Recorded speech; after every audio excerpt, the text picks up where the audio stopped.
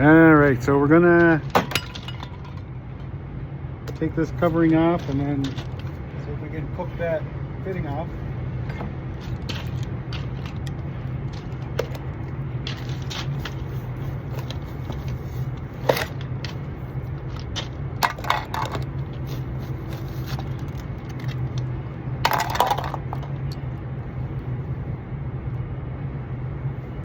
Wet.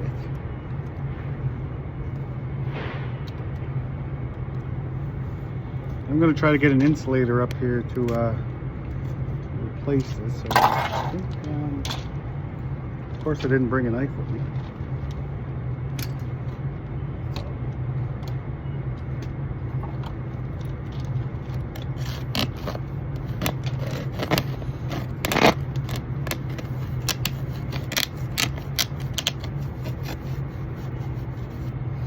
No knife, no problem, boys. So I'm gonna have some extra time on my hand this summer, and I'm gonna try to increase my social media presence, but I'm not really showing the work as much as I want to get to know people. So I want to know what got you encouraged in the trade, and I'm talking blue collar workers mostly, male, female, if you want to share. I would certainly love to hear from you. I'll give you my story. I started off back in the early 2000s. I spent some time in the oil field. I was a roughneck in the Oklahoma and Texas Panhandle. Now, back then, they were at least in this part of the world anyway, down in Oklahoma State, they were introducing top drives and Kelly spinners, stuff like that. But the rigs that I was working on, there were still some pretty big triple rigs that were doing it the old-fashioned way. They had the Kellys and the double tongs, and so you had to haul ass, really. And so what I'm going to do, just quick stop right here. I'm going to just cut this straight through and heat this up, pull it off, heat that one up, pull it out. Hopefully I get some movement out of that. I can put the new fitting in. But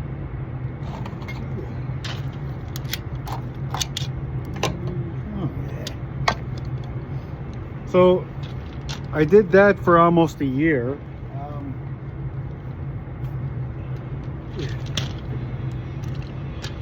Did that for almost a year, and then we had to make a decision for my family, my young family, if we wanted to stay down there or move home. So we chose to move back home. But that's where I really learned how to work, is in the oil field, and it was fucking tough. And I'm telling you, it breaks you apart. It breaks you down to nothing, to where you're kneeling in a pile of mud, crying in the mud as to why you're even doing this. And what that happened to me, and it my driller at the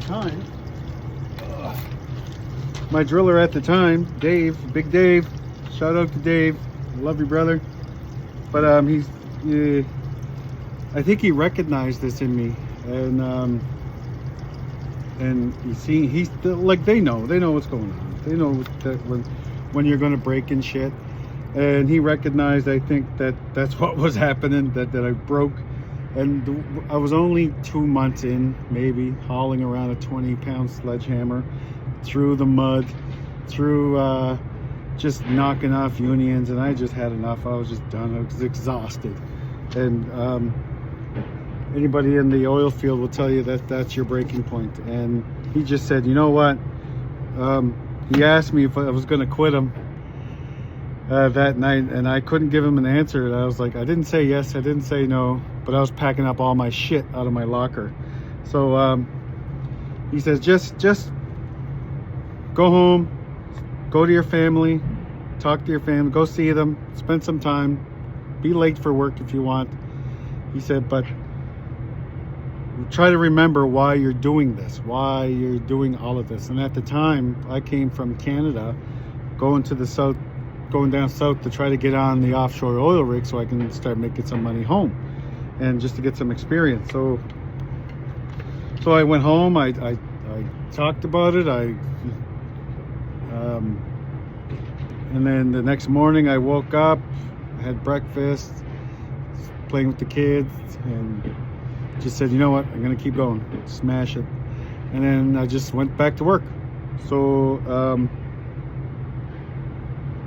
that right there is when the oil field started rebuilding me, and made me tougher. It got into my blood. It took a long time for me to stop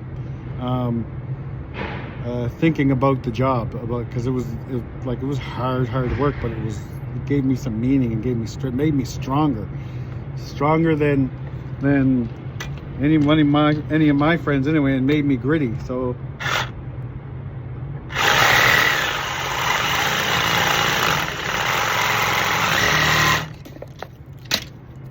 well, I spilled the morning coffee, boys.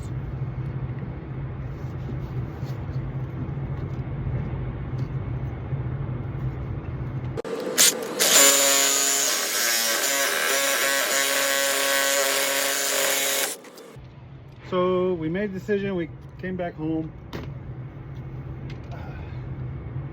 and I went into the commercial fishery after that. And that was, compared to the oil field, although all the boys were struggling here with the commercial fishery, it was just real easy. It was just, the work wasn't hard. And for me, I was able to learn. So I learned a lot on the how to work a deck, how to do lobster, the crab, the shrimp. So it just wasn't hard for me. I was already broken and rebuilt stronger from the oil field. So when I was doing that, the fishery is up and down. So the way I've had it explained to me is you're going to see more downs than ups. You're going to have a really good year, but for every 2 or 3 bad years. So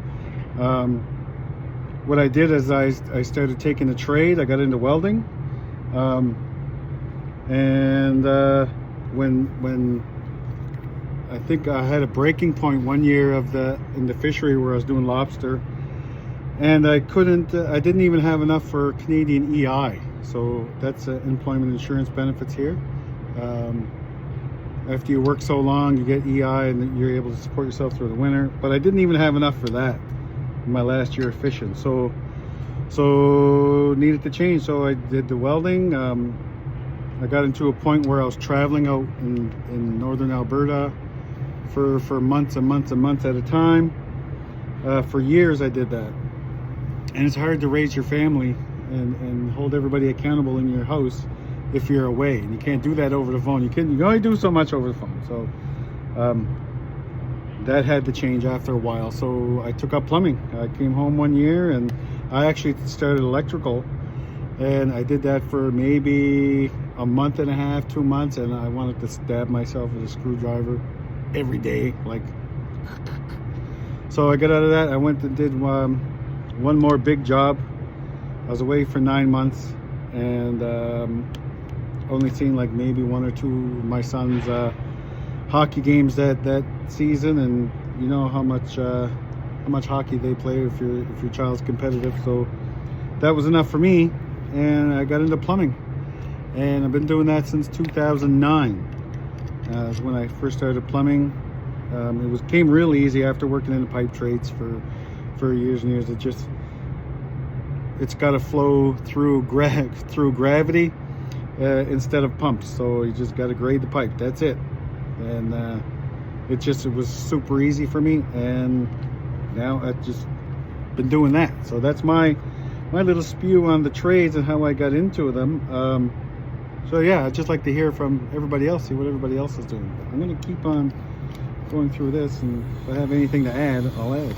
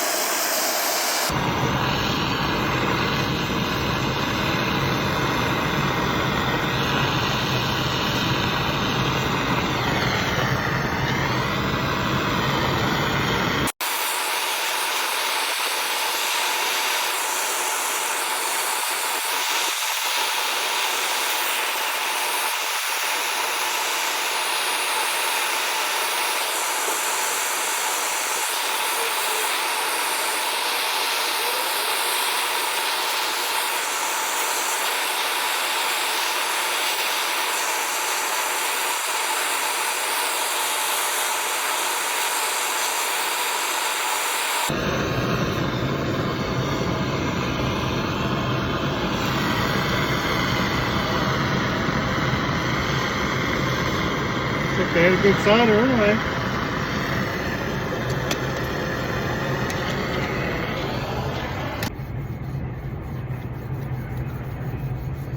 So yeah, that's what I'd like to be. I'd like to know about some of my followers, some other people into trades.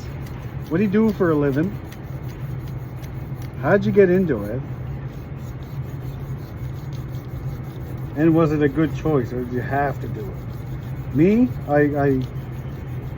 if I'm bored, or if I'm not doing something that I'm having fun in, I quit and I'll go do something else. But I always have a plan on that something else, so that's important. So you just can't quit what you're doing and wander around aimlessly. When you're working, what drew me to plumbing was I was welding in northern Alberta, and it was winter time, just in the beginning of winter, so it's still pretty cold out. And my fitter, he's from Quebec, brilliant man, brilliant in terms of the trades, and he's actually pretty cool all the way around, kind of like me. But he asked me, he goes, Austin, do you wanna weld inside all of this, or do you wanna do it outside, out in the racks? I was like, well, it's pretty cold, man. I said, I'd rather go do it in the racks. And he said, you need to help me, I need some help. He says, let's go take some measurements. So I'm like, yeah, okay, let's go. So we went out, and we were working on steam lines. We had to rip out a bunch of steam lines, create a bunch of spools, and get them back together again. Blow off lines, I think that's what they were. But anyway, 1-inch socket welds. And we go out to the field, we take all these measurements in the racks. I don't know what's going on. I'm just holding the measuring tape, and he's writing shit down, drawing out nice drawings, and so we spent I think it was like 3 days in the shop just fabricating what we were doing. I still had no clue what was going on. I'm just welding, and I go weld when he tells me to weld and shit like that. He goes, okay, on the 4th day we're out, we're placing all of this stuff back in place, and he and everything just fit perfectly. He just put in new unions. All we did was just fly all the different crazy shaped pieces into place, tighten down unions, hammer them down, and it was so easy. We spent, I don't even think, a full half a day or a day putting those spools in place. And when I seen that at the end result, I was like, I want to learn how to do that. That's my whole goal. So I started really like just paying attention to what was going on around me after that, and yeah, that's what kind of drew me to pipe fitting and plumbing.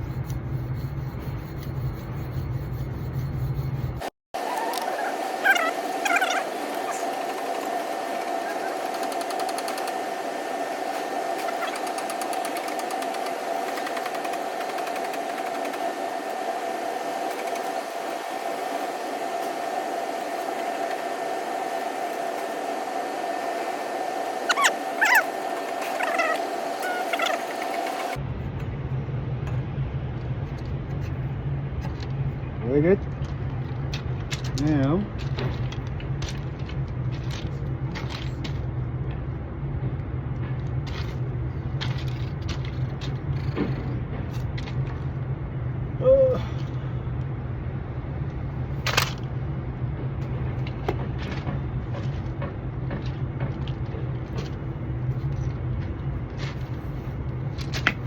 wheel and pad what?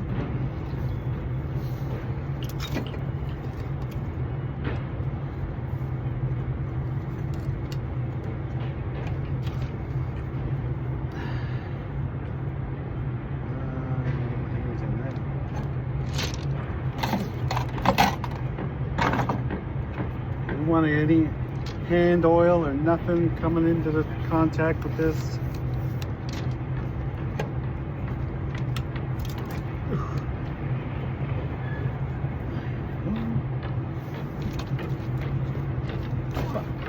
Pick that up like that. Beautiful.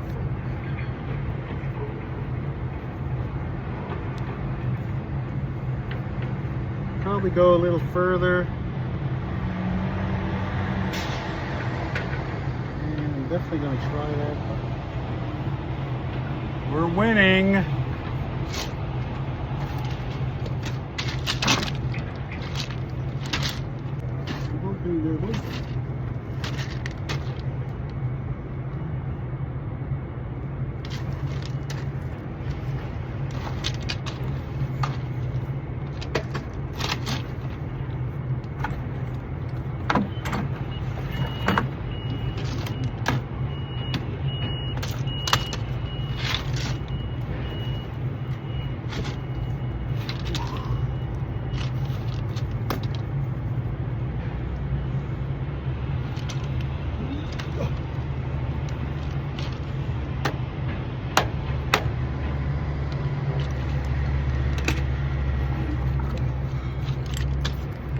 About a hammer.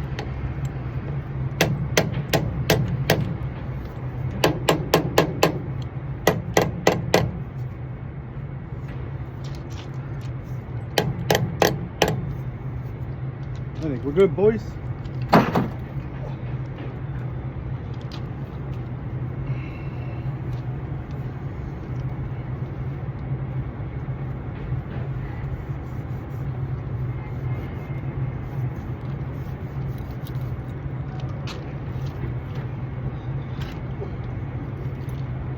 I may run out of solder. Propane.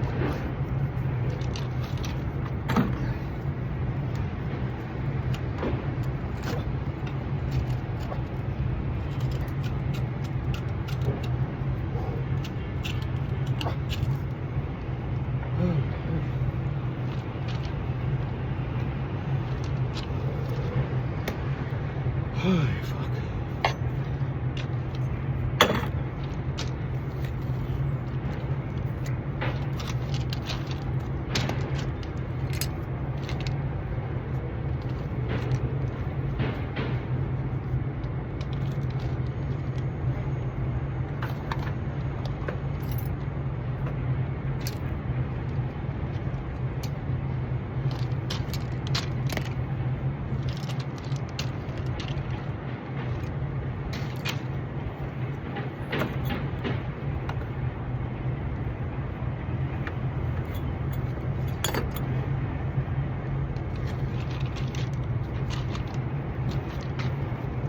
Yeah, we got the old 50-50 here because it's drainage.